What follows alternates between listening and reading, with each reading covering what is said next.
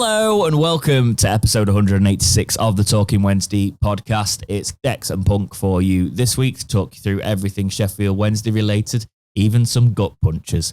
But the football is back. The international break is over.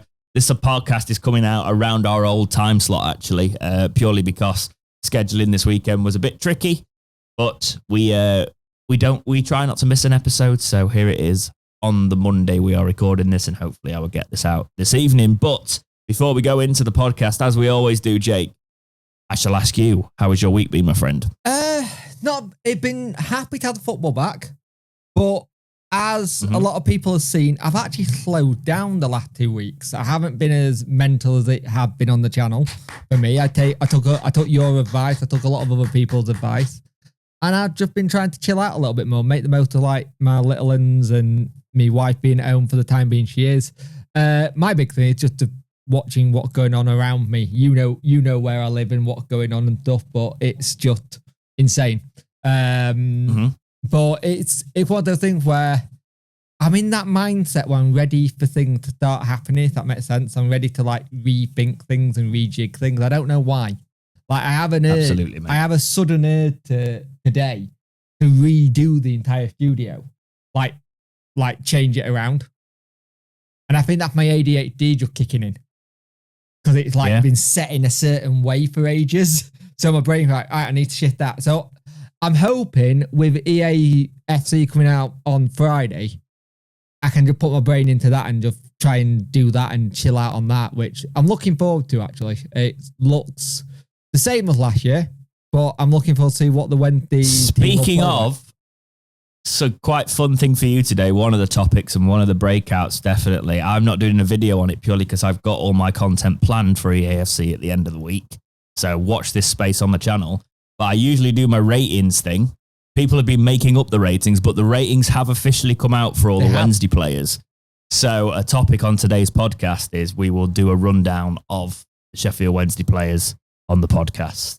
They have come out. Someone sent them me the other day and I went, that's actually not that bad. Could actually have a bit of fun with the team. They're not great, but they're not woeful. So we'll talk about them. We'll talk about the differences that have happened. But yes, it's definitely going to be a fun game cycle. That I started pre-installing mine today, so I assume the bloody 90 odd quid's going to come out my bank shortly. Yep, sadly.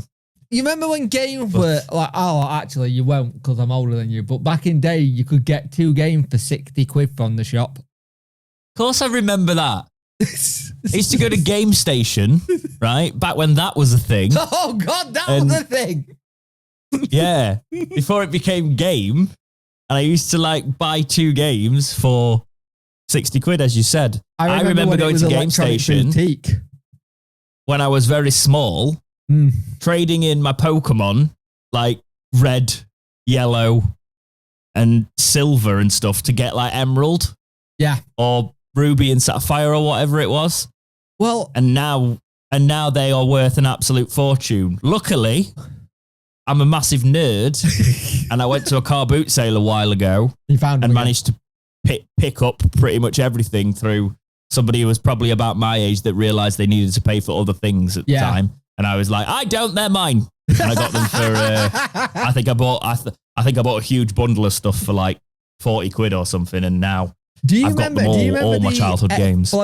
Explorer game cartridge. It was like a cheat. Yes. Right. The cheat cartridge. My sister used to work for them. So my sister used to work for them, and what she used to do was like when a new game would come out or one they needed to do stuff, she'd go buy the game and then she'd start playing through it and getting all the stuff sorted. One year she fell on a really lucky one. She went and got Pokemon. She plugged it in to I can't think it was a DS. I can't remember what it was. The game was already completed. Like finished. Already done. That happens a lot. That happens a lot when people buy trade-ins. So she did all the thing, got all the code done and sent it off. And her boss went, you jammy self, what have you done? This was meant to take you like 3 months and you'd done it in a day. Like, I don't know what you're on about. The amount of times that she picked up one like that, but she used to work for Exploder and she was like customer service. She had hell to pay the year Fallout 4 came out. because everyone just bammed the hell out of her on Christmas Day, going, why is this not working? Why is this? I want a refund and all this kind of stuff. And I remember just sitting there going, "Now I'm turning this off. I'm not dealing with this." But the joys of customer service in a game company. Because why was she getting stuff for Fallout 4? She just was. It was part of the stuff for it. I remember. I didn't even know they were still about at that point, to be honest. Yeah, they were slowly dying out. They were slowly dying out at that point. But how's your week been, mate? All right, yeah, it's been traditional busy. It's going to be even worse this week, actually. I'm all over the shop this week, but all fun and games. Had quite a nice weekend. Saturday night we went round to a friend's house and we had a curry night. We found a good curry up here, which is good. I had a vindaloo, which was beautiful. But then I realised I was staying round at someone else's house. Been there, done that. Not fun. Yeah, and I've not really been drinking lately because I've been, I've just been trying to get fit again. And even though you can drink and get fit, it's a lot easier if you don't. Yeah. So I did drink at the weekend. So obviously, when you've not been drinking for a while, combined with the curry, my body went, "What are you doing to me? You've been eating eggs for a month and like chicken and looking after yourself and exercising and all this. You've been looking after me and we've been really good and friends. Now you've just, now you've just thrown all this at me." So I was very warm. I think I sweated it all out on the Sunday. But yeah, chilled through it. And it was nice. It was nice to be social. I think we cracked open Monopoly, right? Oh, that's the test of your friendship. But it was nobody wants to play Monopoly with me because apparently I'm too mean when we play Monopoly is the words we get. Now, I don't say mean. I'm not mean. I don't demand anything in Monopoly. I just offer deals that are beneficial for two people. Obviously, the deal will be beneficial for me as well. That's the bloody game. Right? I'm going to ask Soph when we do a Christmas special when she's doing Quiz Master. Just go and just say, how bad is he when he plays Monopoly? It's because I always win and everybody hates the fact I always win. And guess who won again? You. Me. So what you're telling me, you're getting into that perfect age to become a landlord? Yeah, pretty much. To buy property in there. No, yeah, so it was the Stranger Things Monopoly, which is really weird because there's different dynamics. There's like a spin counter thing. Have you played the one where you don't get cash, you get a credit card? Yeah, well, I used to have that as a kid. We used to have the credit card one. Yeah. What are you playing at, mate, game-wise? Divinity Original Sin 2. Ooh. Basically, there was a Steam sale on the other day. I really like Baldur's Gate. Larian's game before Baldur's Gate 3 was Divinity Original Sin 2. It's basically Baldur's Gate. Yeah. They've literally used a lot of their Divinity assets in Baldur's Gate. Yeah. So I've just kind of been putting that on because I fancy something a little bit. I've been playing a lot of casual games recently and trying not to get too stuck into anything, but I kind of wanted a story I got invested in again and could nerd out about. So yeah, I've been playing that. Been playing Fallout 76. A lot of my mates have jumped back in because I've not shut up about it now. So yeah, it's going to be a case of that. And then obviously there's going to be a lot of EAFC. Yeah. The weekend onwards, it's going to be for the first, at least sort of till the Christmas grind. I got into the ultimate team because of the evolution. So that's probably incoming on episodes or lives. When the next career mode coming out, James? All the time, probably, yeah. But yes, the career mode. You see, I've got to have my car MOT'd at some point this week. So I don't know if it's going to clash with the EAFC release situation. But I'm going to try and work around it, basically. Because I'll probably go back home, like round to my mum and dad's to do it because I've used a garage there for ages, so it's just easier. Pat your Xbox And they've off, still got the use internet their I used to have, so it might be more beneficial to do it there. It just means I can't really do face cam stuff, so I'm trying to work it out, basically. Yeah. Soph's happy because she's like, oh, I can have a meal without protein. I can have pasta and cheese. And I was like, come on. Yeah. Go on. What we've been doing is Sarah's got a scheme through work where they take a bit of your wage out and stuff. She got MetaQuest 3 and she's been doing like the Beat Saber and the workout stuff. All right. Okay. And she's been really enjoying it. I've not touched it because I don't dare touch it because of my seizures. That's how I was going to say that you and VR would not be. VR is not afraid of it. What I've been playing a lot of, I've been playing a lot of Farming Sim again, but I might be teasing a video series on it where in a storyline I'm going with is that the YouTube channel gone dead. Sheffield Wednesday are no longer a club, and I bought a farm. And I'm going to farm it. It's just, I'm trying to do something a bit different. No, that's fair, mate. That's fair. We haven't really spoken in a while either, because I think the last podcast was, I don't remember, but everything's been a blur these past couple of weeks. But yeah. To be fair, since it basically went transfer winter, international break, dead. Yeah. So we used that period to just go, right, let's just chill and just work on it. But football is back. And we played a game at the weekend. Yes, we did play a game at the weekend. Jake, talk us through Sheffield Wednesday versus QPR. Oh, I'm going to have a phrase here that you said all through the time of us doing this podcast. We just can't finish our dinner. Ever since we started doing this podcast, that had been the one phrase you had said about us as a club and a team. And again, this happened again, where the first half, we should have been miles ahead because we were out playing them. We were playing some good football. There's some really good crosses going in. I thought the cross by Danny seemed to have learned. Yeah. He took his humble pie against Millwall, changed it up, showed again that he's got tactical nous and knows what he's doing. Yeah. And I think a lot of that got a bit under the radar, considering what happened, because you did see he changed it up and he showed that he's not one of these ones that, no, we're sticking it to this way and this is how we're doing it. I thought the way we played out from the back was a lot better as well. Ola Kabashi, though, what a debut. He is really going to impress some people. Full debut, yeah. But he really showed what he could do. And I thought, I won't lie, I think Marvin Johnson may have won his place back over Max Lowe. It looked more comfortable for me. Yeah, I saw online people slating Marvin Johnson a bit after that, and I was like, what were you watching? Marvin wasn't bad at all. But again, Max Lowe for me has been steady. I think Max Lowe's had undue criticism as well. Better game by Valerie.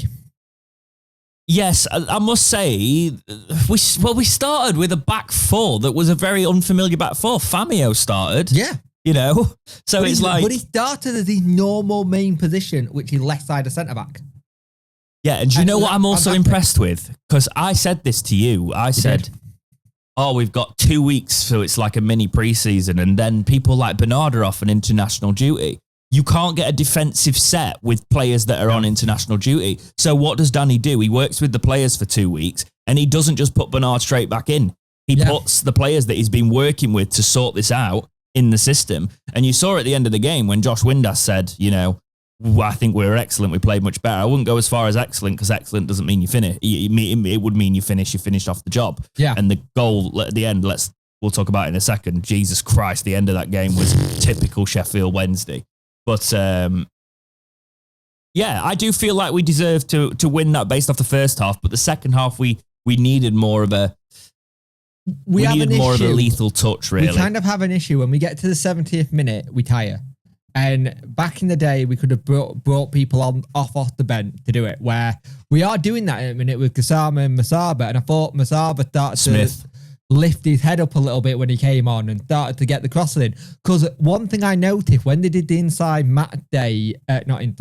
inside training during the week when they put it out, so much of it was focused on getting the ball into the box for the strikers and actually working on that side of things. And you know what? It worked. I was gutted for Patterson when he didn't come on, and he changed it last minute. I still think Patterson probably would have been the better shout than bringing on Max Lowe. But I get what he was trying to do, trying to shut up shop, trying to secure it. Threw his toys out the pram a bit at that as well, didn't he? Yeah, but he does though. He's not the first time. Do you not remember him breaking a chair? Yeah. That time. I will say, you are an adult, control yourself. Yeah. But also, it's like, I like the lines of passion. Yeah. But the breaking the chair for me was a bit like, yeah. Okay. But for us, I understand if we're getting battered. But yeah, anyway, sorry. People will disagree with that because it's all about passion. Yeah. But carry on. Smith came on and did what I think Smith does well, hold the ball up and tried to make some chances when he came on. Ballantine came on, which I was happy about as well. And then Barry Bannon's goal. What a goal. What a finish. What was that as a finish? I know we always say, he's better than the Zidane, but people don't compare like a Zidane shot and Barry Bannon shot. I'm not comparing the two players, by the way, at all. No. But no. The way he finished it. But yeah, it was a fantastic goal. It's the captain stepping up when you need to step up. And also the captain stepping up when he can get you a lot of draft points because you've got Barry Bannon. Yeah. Hey, I'm happy Kukabachi played. So yeah, you're all right there. But then you go to the goal we conceded, right? The free kick that we gave, we shouldn't have given that free kick away. It was a dumb free kick when it gave it. There should have been a free kick on Masaba. Didn't get given. The corner goes in and it's a set piece again.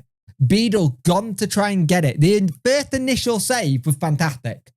Like the first save he did, that's actually great goalkeeping. You then need your defender to go, right, get rid of that. That needed kicking into Rose Ed, onto Herry Road, kick it as far as you can, put it in Hilper Park Duck Pond for all I care. Get it away. But we couldn't get hold of it. And you know what was weird? 90% of times that gets blown for a free kick. Yeah. At like 99% of times that situation gets blown for a free kick because it was absolute carnage. It's a foul on Beadle. He's being held down. He can't get up. Yeah. But if you say that, you get an opposition fan go, well, the referee didn't see it, so it don't count. And if it was the other way around, we'd be like celebrating as well. So I get it, but 9 times out of 10, goalkeepers are protected species by referee. For whatever reason, that day, Beadle wasn't. And it was just such a gut punch. We did everything right. All we needed was a clean sheet at the end of this game, and it would have been perfect, and 3 points. Absolutely. Because we were worried about QPR. We were generally worried about QPR when they turned up. Like last week, we were saying they could be difficult. Well, it's not going to get any easier. The next fixtures we've got aren't great. If we look at the stats for QPR, both sides had 13 shots. Yeah. They had 4 shots on target to our 2, and that's where we need to be more clinical. We had 11 corners to their 4. We don't do enough on corners. No, set pieces are a thing. I put on Twitter that set piece coach that's coming in today, actually. Yeah, he's dark today. Yeah, he's got a hell of a job, and he needs to do quite a bit of work on attacking them and defending them, because I get nervous whenever we concede a corner. Yeah, and when we get a corner, I'm like, well, how long before we might get countered from this or whatever? Because we're just not. I don't understand it right. I've just watched Wednesday for years, and I'm like, why haven't we worked out that set pieces do get you a lot of goals if you play them? Play short corners, pass them across. If you're not confident at launching it into the box, do something different. Do you remember was it Carlos where we actually, it was, where we had like different set pieces and we actually scored from set pieces. That's the last time I remember us being good from set pieces. I think under Carlos, at one point, we were the highest team scoring set pieces and defending them. And I think that's a mixture. We had Ross Wallace on set pieces, getting it into, so he could cross it. You had a lot of tall guys going in for it. And at the back, you had Louvens and Westwood who could just set a defence. But they're the moments in games that define a season. Because if you can get points picked up from set pieces, that's why we did so well under Carlos, along with everything else. Because in games which are a bit trickier to break down just through being excellent on the ball, your set pieces open the game up. But equally, you can drop points from being poor on set pieces. So the fact that we've got someone... Do you know what I will say, though? Danny did want to bring someone in initially, and it didn't happen. He couldn't get it through the door. You mentioned so the now it's happening. Coming up. Luton, West Brom, Bristol City, Coventry. They are tough games. Yeah, I mean, Luton haven't been great recently, but they're still, obviously, they've got so much quality. They've just signed, is it Moses they've signed? Victor Moses. A lot of Luton fans are going, where's all your Prem money gone? What, to Moses? Yeah, like online, it's like, how are you here? I didn't even know he was still playing. I thought he'd retired. Fun fact, Jack going to that game.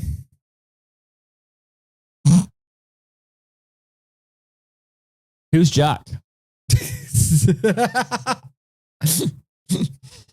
Your long Not seen him in ages. Your long lost son. Oh God, no, absolutely not. I'll deny all accountability. Let's go into the Championship review.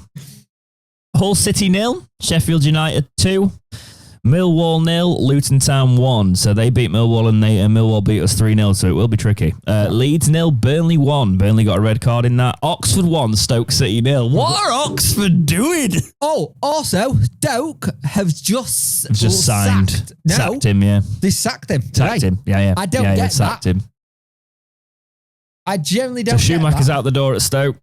Yeah, I don't...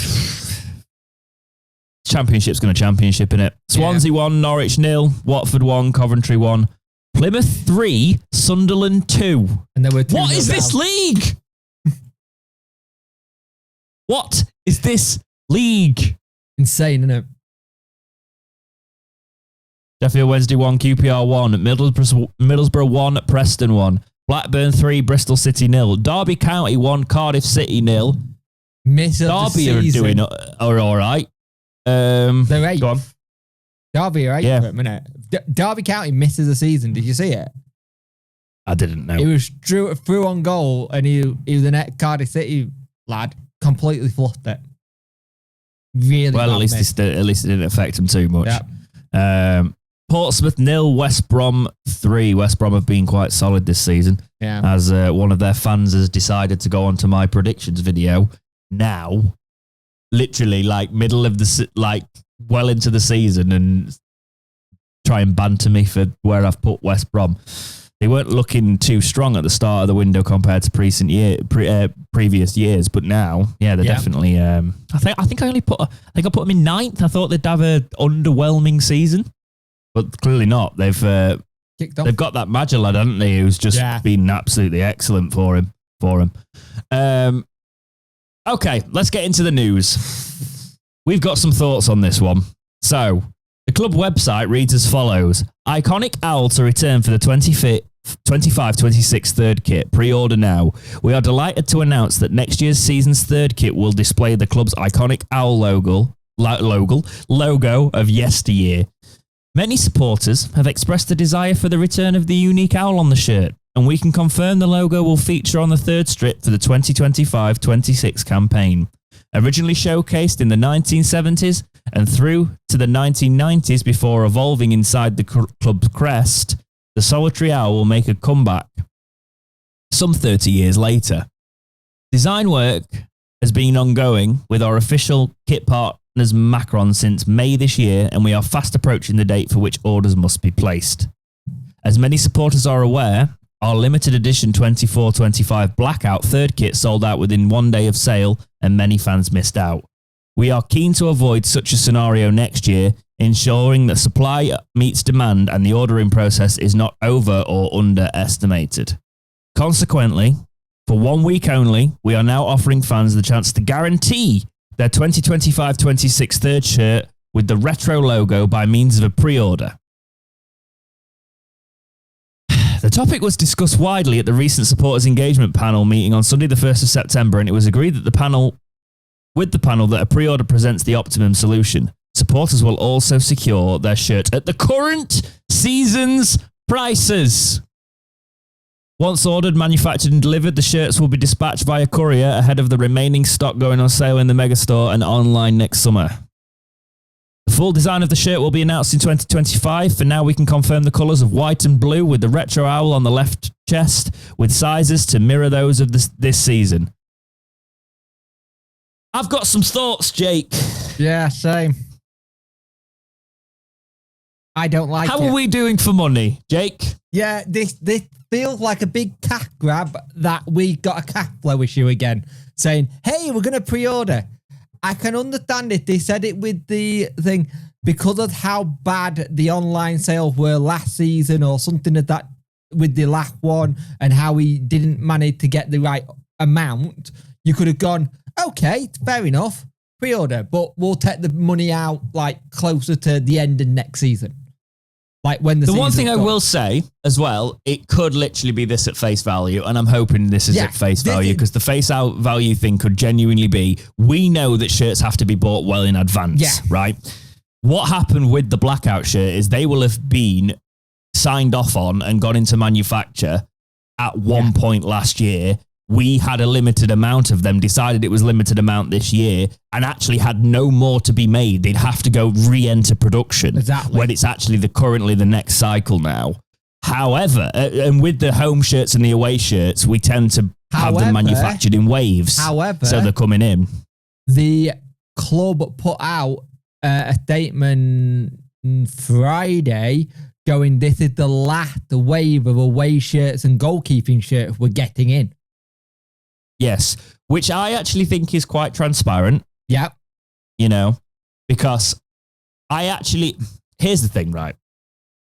I know what they're doing. They don't want to overproduce them, so they end up with an abundance of stock that then they have to get rid of for 15, 20 quid. Yeah. They want the shirts to go at full value. So they're trying now to make sure they only order as many as they need to sell them at full price. I actually think, Jake, gone are the days where we're going to get cheap shirts at the end of the season. Oh, we're not.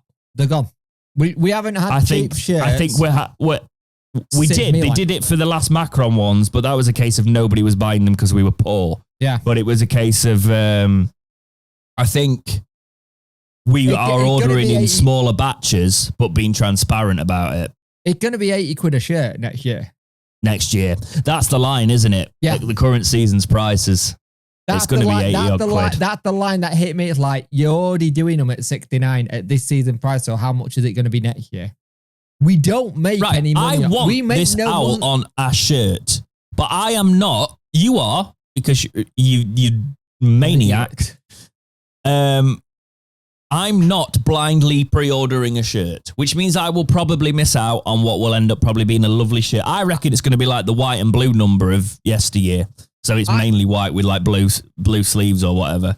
With the, which I think actually is not my favourite style anyway. I've had the thing with this where I've been debating, like, as soon as I've seen it, I was like, right, I'm going to pre-order this, or am I going to wait until the day and do it? I'm more likely going to pre-order and then I don't have to faff around with having to go get it. The thing that annoys me is I sat down and worked it out before the podcast.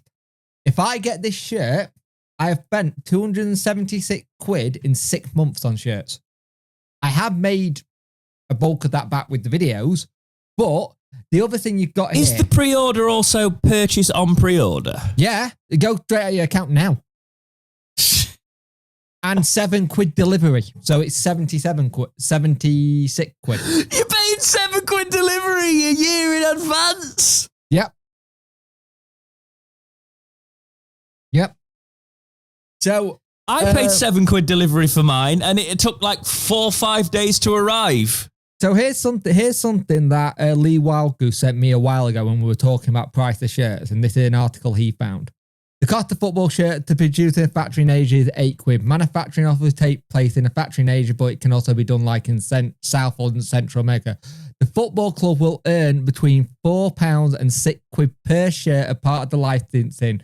The retailer will get around 26, and the brand Adidas Nike Puma gets over £23 per sale. Tax made up over 13 quid of price, approximately £2.40 per shirt. Is for marketing, another £1.60 pay for local distribution. We make nothing on shirts. Yeah. As a club and clubs in general, you make nothing of shirts. So you see why, you can see why Chancery was trying to go around with the Bring it all in-house. Sondico stuff and do it all in a house. Well, the thing is, you notice how Wolves have now taken their shirts in-house. Not Sondico. You know what I meant. Elevate. Elevate, yeah. But the interesting thing for me is that Wolves have now taken it in-house because of it. If Chancery actually got that right and didn't mess it up as badly as he did, he could be making profit on profit for the club. Do you know what he could have done? Here's a crazy thing. Use the old owl on shirts that he's had made in-house and watch the money roll in. Yep. Yeah, I just... For me, it just feels like a big cash grab, and I don't like it. You've already got people who have already spent 69 quid or more. I want to say this, though, because we can't say we want transparency, and then they're transparent, and we just look like they can't win. Do you know what I mean, Jay? No, they can't win. They can't win. I agree. They can't win. But... Again, it's not saying you have to do it. If you've got the cash to do so, you pre-order it. If you don't want to miss out, it's a good opportunity. I think the timing's a bit naff because a lot of people don't get paid this week and doing it for 1 week. They're doing that thing again. Yeah, that's a really good point, actually. I've noticed that every time they've done this, they've done it in like a middle of a week and not at the end of a month where most people get paid. So you've got that aspect. Look, if you've got the money to spend 69 quid on something you haven't seen and you want to guarantee it, go for it. Like, it's your money, do what you want. I probably will. It does feel a bit like, we're saying we're going to print to, it's almost like we're going to print to demand, but the demand will be higher than the pre-orders. People just won't be pre-ordering. So we'll be in the same situation with the limited edition black shirt, again, apart from the people who can stump up the cost. Yeah. And it's I'm more of a case of like, why are you only putting... You know what you're doing, putting the owl only on the third kit?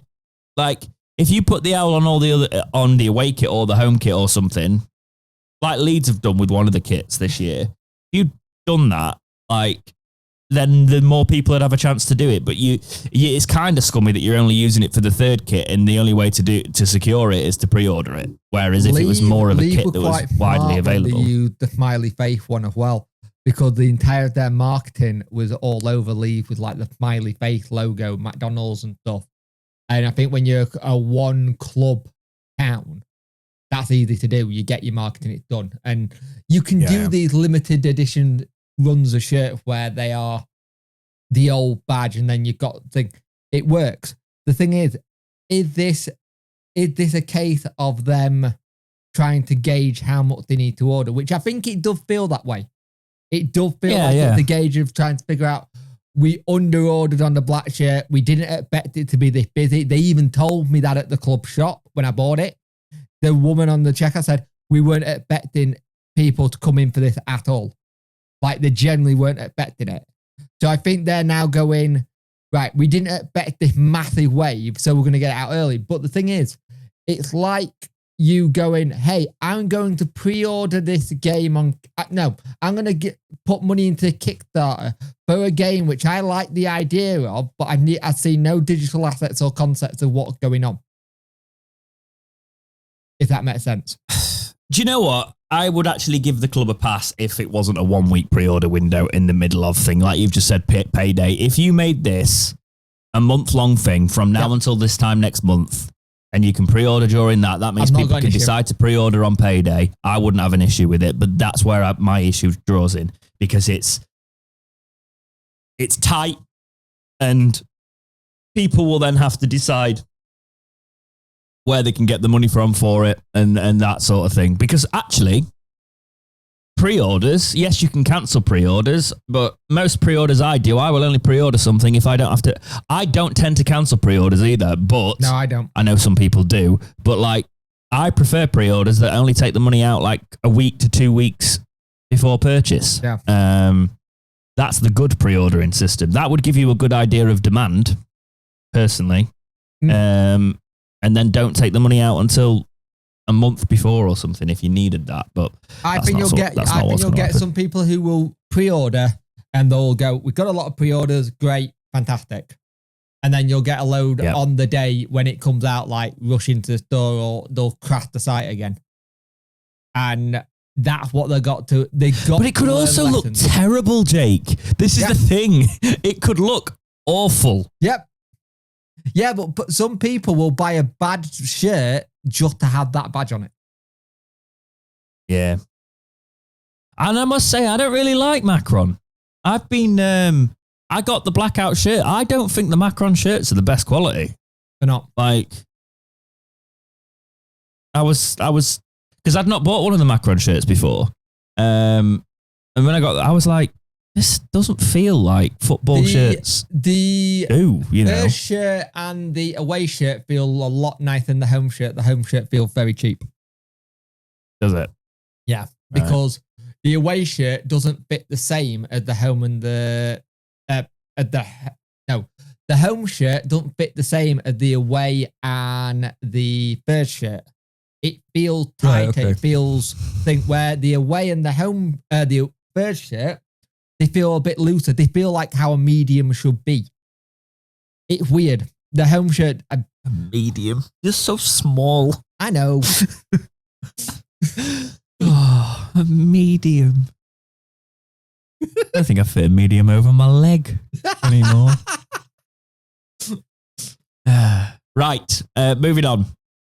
This is from the Star. Sheffield Wednesday boss confirms talks with free agents but reveals complexities. Sheffield Wednesday are keeping a close eye on the free agent market for the possibility of new additions, but it's not proving easy. Danny Rull has intimated to the Star that Sheffield Wednesday have held discussions over the possibility of adding to their squad via the free agent market, though it seems unlikely at this stage that any new faces will be arriving anytime soon.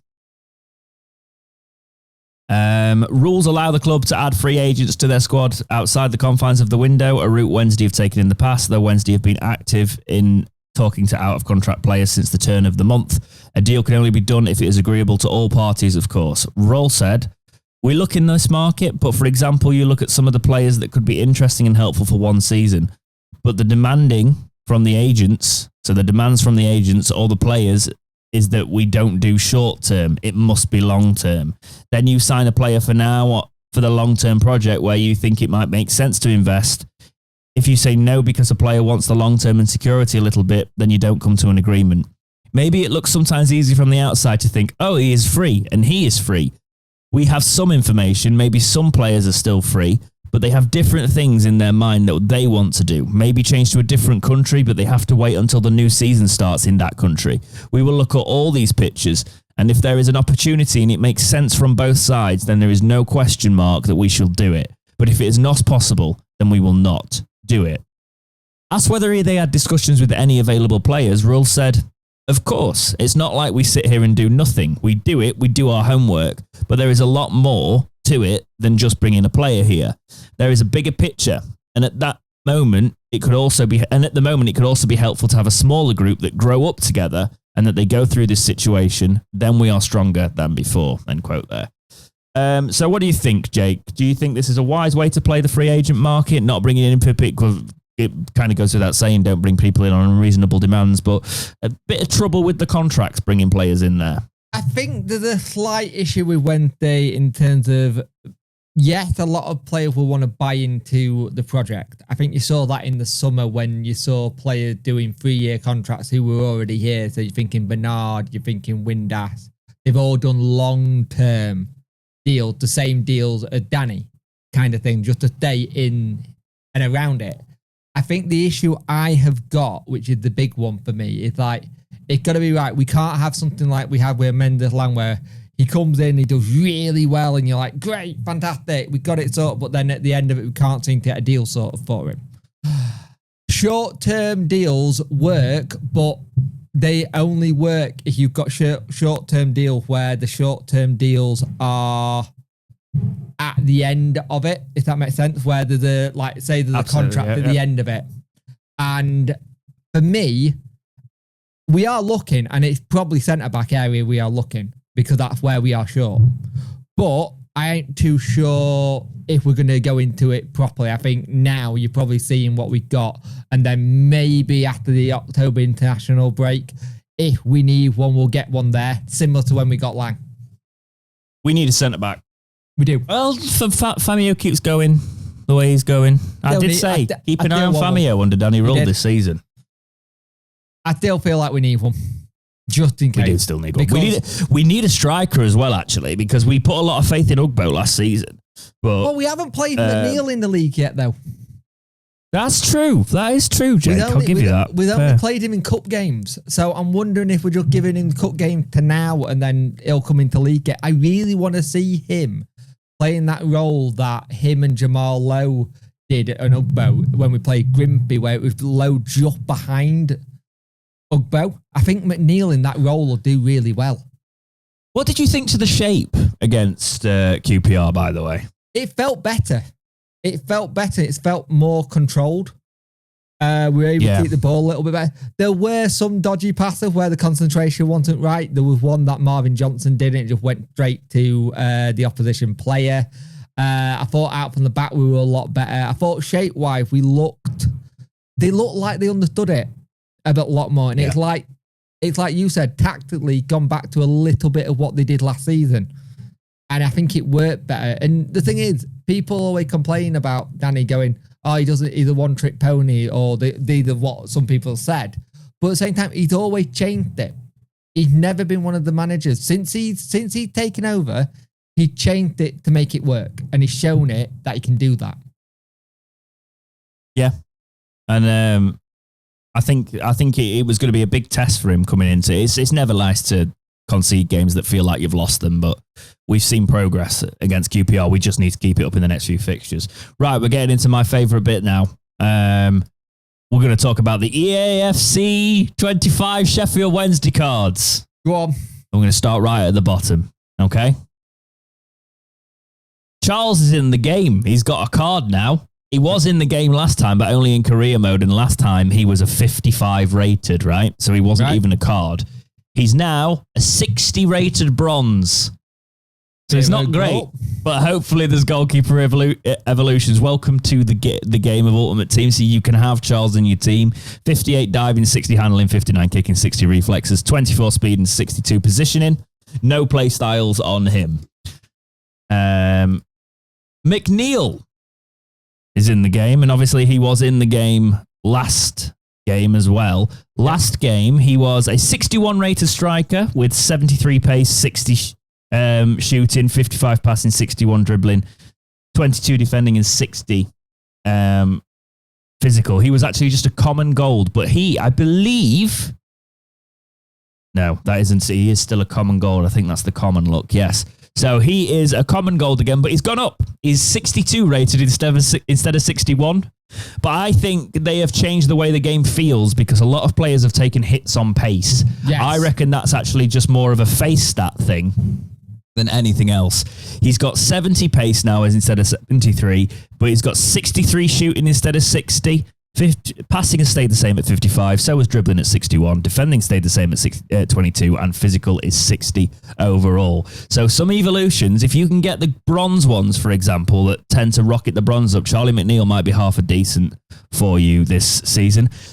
Kabachi, okay, was in the game last season. He was a 60... Oh, he wasn't. He wasn't in the game last season. He was last in the game in FIFA 23. Remember, and he had a 61 rate. He was at Atlanta. He left Atlanta and then he went because he went to Polish League, didn't he? All right, fair enough. Well, he had a 61 rated card back then with 76 pace, 51 shooting, 54 passing, 64 dribbling, 42 defending, and 60 physical. He is now coming into the championship with Sheffield Wednesday. He's a 63 rated common bronze, so +2 from 2 seasons ago when he last had a card. His pace has stayed the same at 76. His shooting's gone up to 57 from 51. His passing's gone up to 58 from 54. His dribbling has gone up 1 to 65 from 64. Defending has gone up to 44 from 42. And his physical has gone up to 64 from 60. So he's had a nice all-round boost, basically. And again, evolutions for these players. Bailey Cadamartri. He's got a Wednesday card, but I reckon by the time the game comes out, they may have not given him a card. So we'll see. But it looks like he's got a Wednesday card in the database, which is nice to see. He obviously didn't have a card before, but he is a 65 rated silver. That's not bad, is it, for his age? Decent. That's decent, and you can probably get a good potential in career mode. Exactly. He's got no play styles, which leaves him as like a sort of a blank slate. 76 overall pace, but I will say his acceleration 78 and 75 sprint speed. Might not be too bad, that. 63 shooting, 47 passing, 62 dribbling, 32 defending, and 61 physical. His best shooting stat is his finishing at 67 across all of that. He's got good jumping, 74 jumping is one of his. He's only got 3 green stats, and they are acceleration, sprint speed, and jumping, and is a controlled accelerator. Feel free to skip over this point if you don't like gaming, but me and Jake and nerds, mainly me. Gassama's got a card. His first card. He didn't. Gassama's going to be fun. Because we didn't have Gassama last year, by the way. Oh, I've just realised he's got technical. Oh, haha. So Gassama's got a play style. He's got technical, which is my favourite play style because it's a controlled dribble. And it's basically how I can play. He's also got mostly explosive pace. He's got 80 pace. He's a 65 rated silver. Left midfield. We've finally got a left midfield and left winger, which meant so many players for Wednesday last season didn't have evolutions because they were left mid-sided players and we didn't have anyone but Johnson. Yeah. But he's got left winger as well, which means we'll be able to evolve him. We didn't have anyone with the left winger position last season in the game. 80 pace, 60 shooting, 55 passing, 71 dribbling, 26 defending, and 61 physical. 82 acceleration and 78 sprint speed. He's got quite a few green stats. 78 agility, 82 balance, 73 dribbling. His jumping is 75, and he's got that technical. I'm looking forward to using Gassama in this game, especially because he's young. He's 21 years old. In career mode, he'll be great. Oh, God, yeah. Patterson. Has he had an upgrade or downgrade? Well, he is a 65 rated silver now, and that's exactly the same as he was last season. He has, however, had a -2 to 61 pace. Shooting stayed the same at 64. Gone up 1 in passing to 61. And dribbling. And in dribbling to 61. His defending has gone up 2 to 56, and his physical has dropped 2 to 81. So that's Callum Patterson there. Michael Smith. He's had a bit of a downgrade, I can tell you already, because I know he was quite highly rated last season. Yeah, so Michael Smith was 69 rated rare silver last year. He is now a 66 rated common silver. His pace has gone to 50. His pace was already well full, by the way, but it's gone to 51, from 51 to 49. That's 50 acceleration and 48 sprint speed. His shooting has dropped from 68 to 67. But there'll be some really big meta stats in that as well. I'm not going to go through them all. We'll be here all day.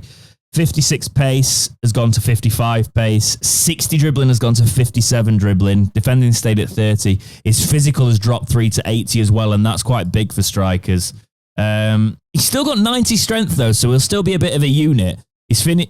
I don't think he'll be too bad. And he's got power header and aerial. If you are looking for someone in a career mode just to play for a season, he might be eligible for more Evos as well now.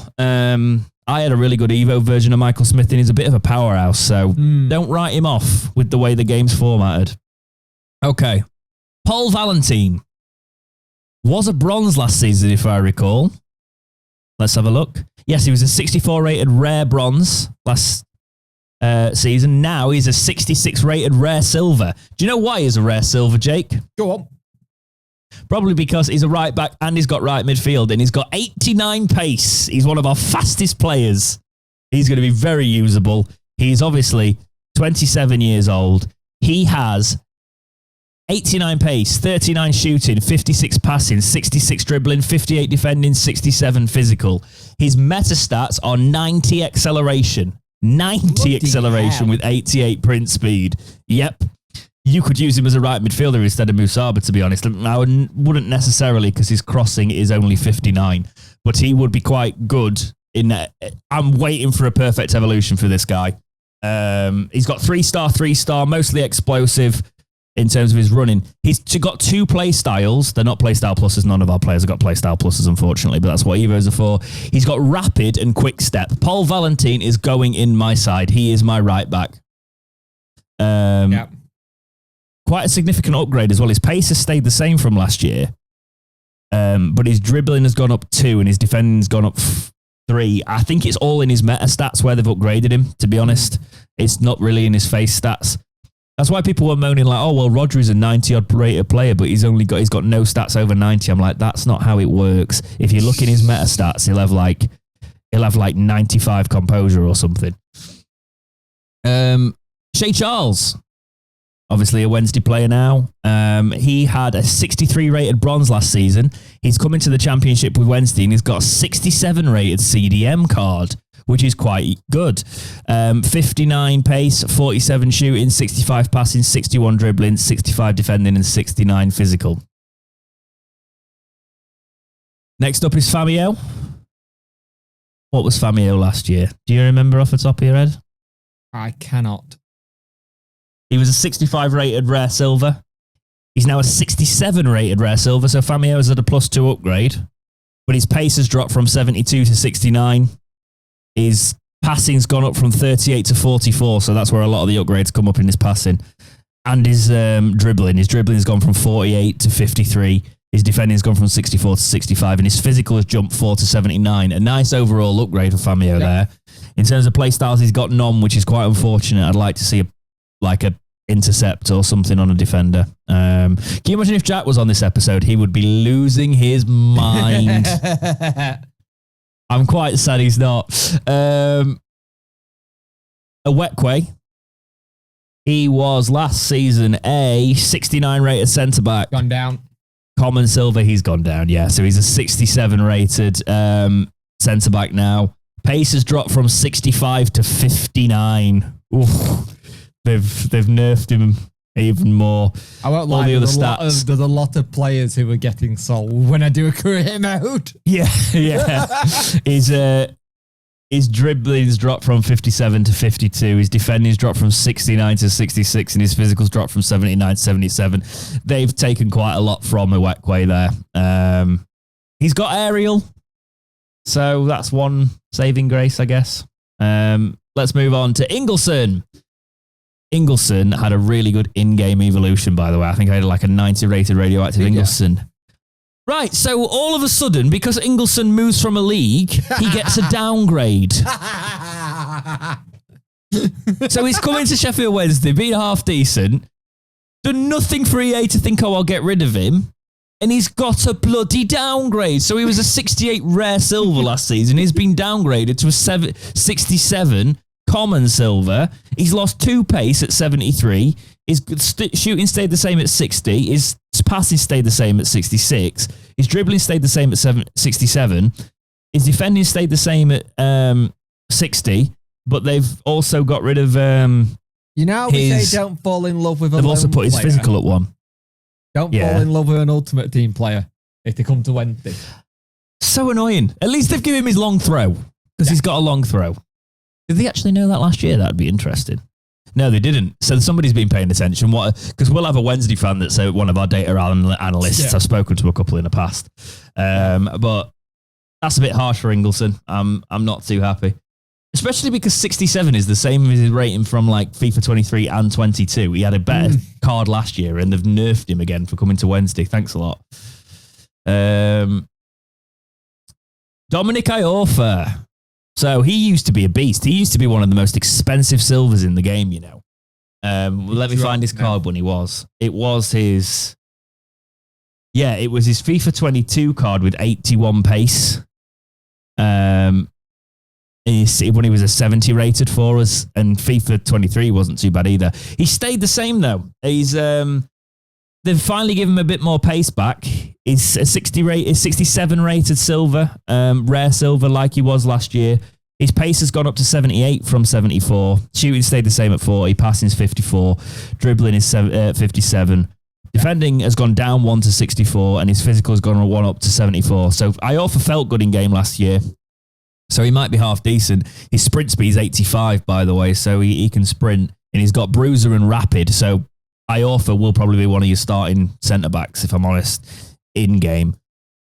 Now, the player that I fell in absolute love with on the game last year, Anthony Masaba.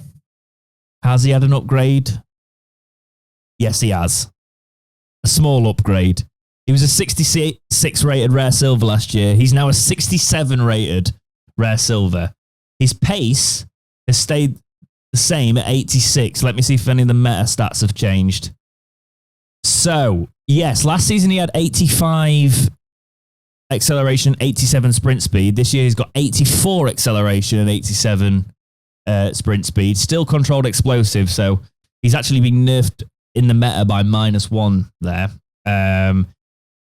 His shooting has gone up 1 to 63. What's his finishing now? His finishing is 65. It was 63 last year. So he's had small increases in the meta stats. I'm looking at him in detail because I use Anthony Masaba a lot. Do you know if you get him like fully upgraded, I feel like they've used the mold of Mbappe on him.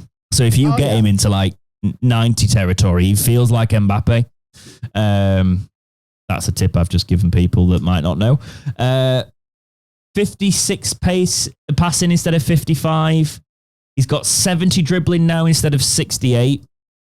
So that's not bad. What, any good dribbling stats? Not really. 24 defending, the same as last year, and 63 physical, the same as last year. However, his meta physicals has dropped 1 in jumping to 77. Strength stayed the same. Last year he had rapid. This year he also has rapid. So they've not given him any more playstyle pluses, but I'm quite happy to see Masaba get a small upgrade. So I'd like to see some of them. So I feel Palmer was done quite unfairly last year because they gave him a 69 rated sort of thing. Well, he had a really bad card in FIFA 23, to be honest. He had a 66. I felt like Palmer's a solid sort of 69 rated card. That's what he got last year with 76 pace. What have they done to him this year? He's 67 rated. His pace has dropped from 76 to 68. His shooting has stayed at 59. His passing has dropped from 64 to 63. His dribbling has dropped from 65 to 64. His defending has gone up. Getting old in that game now. I know. His defending has gone from 64 to 65. I know. He's lost physical as well, so physical's gone from 77 to 75. His defending's gone up, though, so that's all right. His acceleration is 70, and his sprint speed is 67. He's got long ball. But his physicality stats aren't bad. He's got greens across the board, 75 jumping, 75 stamina, 77 strength, and 70 aggression. And his interceptions are 65. It's not great for him, but again, I will utilise him. He was I had a good card for him last season. Marvin Johnson. Last season, he was a 66 rated. He did get a team of the week, so EA's ears were clearly perked up. They give him a +2 this year. He's a common silver still, but he is a 68 rated, not 70, 68 rated. His pace has stayed the same at 70. Oh, it's not. It's dropped to 70. They've really changed pace. They must have done. 76 has gone to 75. Shooting's gone up 1 to 62. Passing is at 68 instead of 63. So he's had a really good passing increase, which is going to be useful because he's got whip pass as a play style. 68 dribbling instead of 66. And his defending has gone up to 62 from 59, and his physical has gone up to 70. So a nice overall boost there for Marvin Johnson. Definitely somebody I used quite a bit last year and will use again. Beadle. We've got a card for Beadle. Last year, we did get a card for him late on. I'm quite happy with Beadle. He had a 63 rated rare bronze last year. He has come to Wednesday, and after the season he's had with us, he's got a 69 rare silver. So he's had quite a significant upgrade, which means we've got a starting keeper. He's got 68 diving, 67 handling, 68 kicking, 69 reflexes, 46 speed, and 70 positioning. And he has a cross-catcher goalkeeping play style. Ooh. Fingers crossed, Jake. This is the year we get goalkeeper evos. That could be better. If there is goalkeeper evo, you'll have a lot of fun with that. Especially because isn't he 6'6" as well? Yep. Yeah, he is. Like, he would be really good if there's a goalkeeper review. I'm not a massive... Well, he's got 3-star weak foot, which isn't great, but you don't expect too much, to be honest, at this level. So, Deshaun Bernard, great season. And EA have actually rewarded him with a +1 upgrade. He's gone from a 68 to a 69, which is back what his card was when he played for Manchester United, funnily enough. As Manchester United rated youngsters clearly get precedent, even though Bernard's better than he was then. But let's not go into that. Last year he had 68 pace. His pace has gone down to 66, so they've nerfed pace. Shooting stayed the same at 40. Passing's gone up 1 to 53. Dribbling has gone up 1 to 59. Defending has stayed the same at 67, and his physicals dropped to 75. So it must be meta stuff that's happened. He's got no play styles again, though, and I'm quite disappointed in that. Yeah, Deshaun Bernard's not a great base card, but he'll be all right. Hamer, who we will wait to see if we actually see him much for Wednesday. He had a 66 rated card for Watford. He's gone to a 69 as well. So you've got two options of Wednesday goalkeeper cards there. Chalobah. Okay. I think he had a half decent... Did he have a half decent card last year? He had a 71 rated card last year.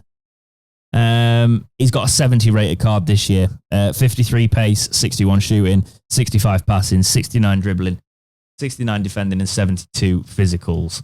He's got the flair play though, play style though, so he'll have some fancy flicks and stuff, and you can use it. Good interceptions, 70 interceptions, 75 shot power. I will be using Chalobah actually. His pace isn't great, but we can work with him.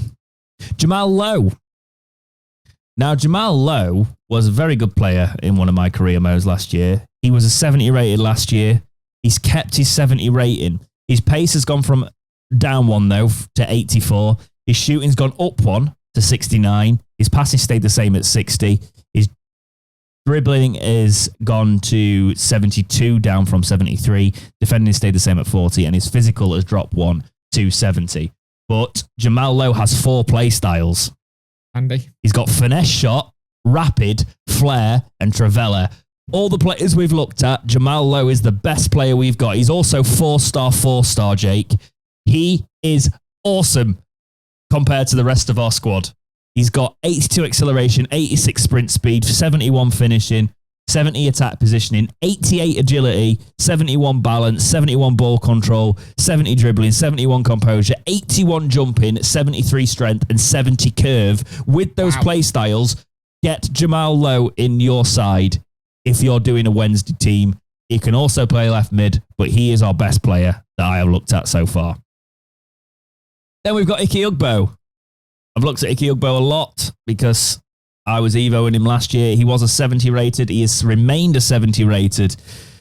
They've pretty much given him the exact same card as last year. Yeah. The exact same card. There's no difference. There's no difference. There might be small meta stats, but he's also got no play styles. I'm kind of whatsoever. Because I thought he would have got a bit of a bump. Well, with his stats last season, he should have got a bit of a bump. Windass has gone from being a rare silver to a standard silver now, but his stats, again, look very, very similar. He's 85 pace, 69 shooting, 66 passing. He's dropped 1 dribbling to 72 dribbling. His defending stayed the same at 35, and his physical has gone up 1 to 65. So Windass has kept a solid card, which you would feel is fair. He's got a rapid play style, but not too much there. 83 acceleration, 86 pace. His dribbling stats are better than most on our team. He's got 84 agility, 81 balance. Reaction's not great at 68, but 71 ball control, 70 dribbling, 71 composure, 70 attack positioning, 68 finishing, 72 shot power, and 71 long shots. And he's got 77 jumping.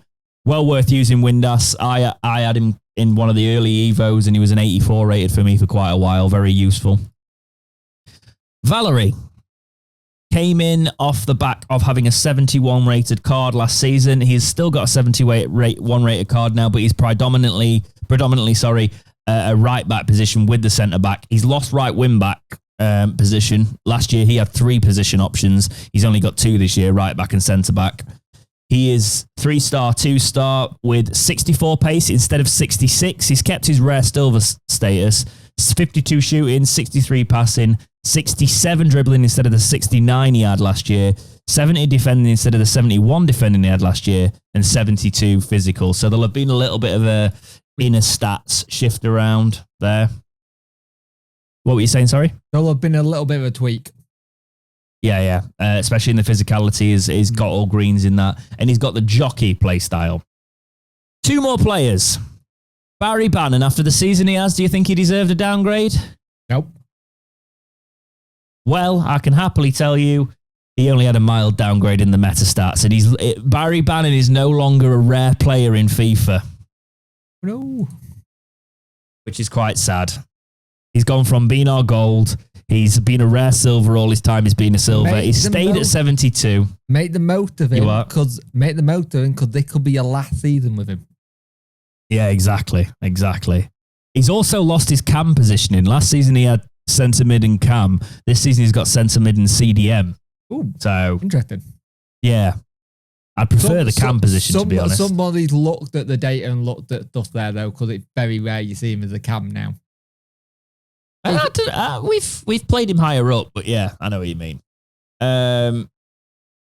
It's also cam is such a FIFA term, isn't it? Yeah. Well, going into it really with FIFA IQ. Yeah, people have started using it because it's come through, hasn't it? So the FC IQ thing is going to be different. Yeah. Anyway, 62 pace has become 59 pace, so he's had a hit in his pace. Shooting 63, 73 passing has dropped from 75, 75 dribbling has stayed the same, 58 defending instead of 57, so that's gone up one. His physicals improved, which is very useful for Barry Bannon. So the reason he's kept his 72 rating is his physicals gone from 55 to 61. So hopefully he won't be bullied off the ball as much. That'd be good. I mean, his strength is 44, so he absolutely will be bullied off the ball, just saying. But his stamina is 83 and his aggression 78.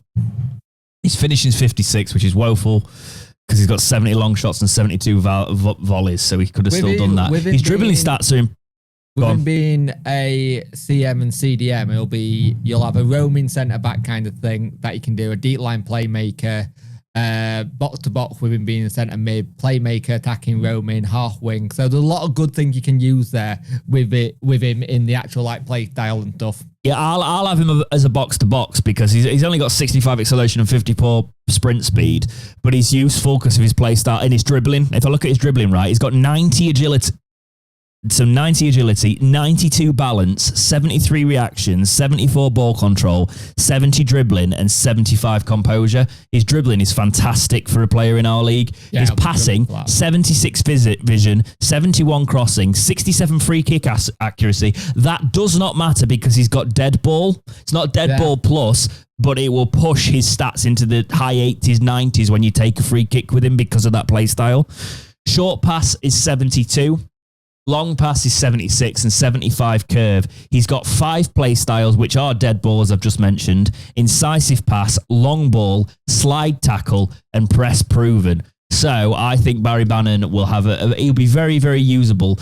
He's very difficult. Don't play him defensively and make sure he isn't the man that defends because the game loves to put Barry Bannon on the edge of the box for corners. He's very short. He can't get his head to them. Change your tactics. Otherwise, he's going to frustrate you. So that leaves our highest rated player in EAFC25. And it's a little bit of I would say probably a lazy one because they don't seem to have changed too much. But it's Max Lowe. So Max Lowe was a 72 rated silver card. 72 rating is our highest rating, obviously, now. He had a 72 rated left wing back card. He's now got a 72 rated left back card. Pace has dropped 2 to 78, 46 shooting, 73 passing, 73 dribbling, 69 defending, and 67 physical. So everything's changed, stayed the same except the -2 in pace. But he's got 78s across the board in that acceleration and 78 sprint speed. He's got anticipate, which is why I wish he had a centre back thing because I'd play him at centre back. He's got anticipate and rapid. So he'll be all right at intercepting the ball. But I've talked a lot about virtual players there. This will also be a breakout. Let us know what you think to the Sheffield Wednesday players compared to last season in the comments. But before that, Jake, anything you've got to say? Any standouts there? You know what I kind of expected? I was hoping to see a little bit more upgrades on Gassama and Masaba considering how well they did last season. It doesn't seem like they've been given that much. But it's about right with what I thought it was. I'm looking at it more of the career mode thing for me personally. And actually, if this is a breakout, give us what you're going to do with them in career mode and ultimate team.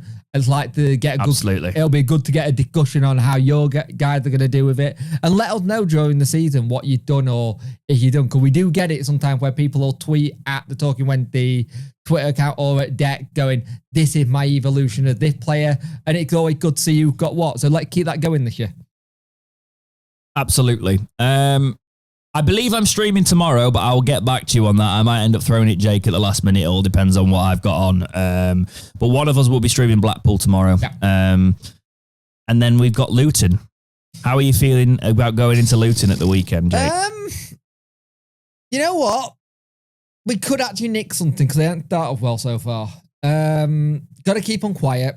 Got to be able to play smart, which I think QPR, we saw that we are slowly but surely starting to play that smarter style of play. But if we can do what we did against QPR but take the chances, then fantastic. The XG went up by a huge amount. We made chances, and you look there. We just got to keep certain players quiet for them. The interesting thing is, Luton, is it going to be the return of one Mark McGuinness in the team? He's now a Luton player. Yeah. He went for 10 million, James. If only we could have done something with that deal. Can I just say, we are in the exact same. We're only level. We're level with Luton in the table. They're 19th. We're 20th. Yeah. The problem you've got is two teams have just turned around their form in their last game, right? So we've won one. Luton have won one. Luton's first win was the last game. Yes. Against Millwall. So that could be their turning point. Our last game showed us a little bit of improvement, didn't it? But it's very hard to call this one because on form, both teams aren't great, but they both showed improved form in their last game. I feel like Luton are going to have an edge because they are, if they don't beat us, if we beat Luton, they are in trouble. Yeah. Because all of a sudden you go, oh, we're going to rock it. We could do the double here. So I think they're going to be gunning for us and it's going to be a difficult match. I think we'll find out, won't we, Jake? We'll find out, but the thing is, for me, as long as, if we can do everything we did right against QPR, because we were worried about QPR, remember? But they were coming into good form. Yep. If we can do everything we did against QPR and just score some goals, I think we'll be okay. But it's that clinicalness of being in front of goal we need to work on again. But again, we do not start well as a club. We never have done. We always have this thing where we pick up around November, December time and we go on a stupid mad run. So I understand people's frustration, but Danny is changing things on the fly when it needs to, and you can only say that's a good thing. Absolutely. But yes, Jake, that's all I've got for this week's episode of Talking Wednesday podcast. Anything to add before we end? Just look after yourselves. Enjoy the mini little heat wave we're apparently going to have this week, and then it's going to go back to being horrible again. Whoa. Yeah, but enjoy what you're doing and keep your loved ones safe. Indeed. Take care, guys, and we will see you in the next episode of Talking Wednesday. See ya.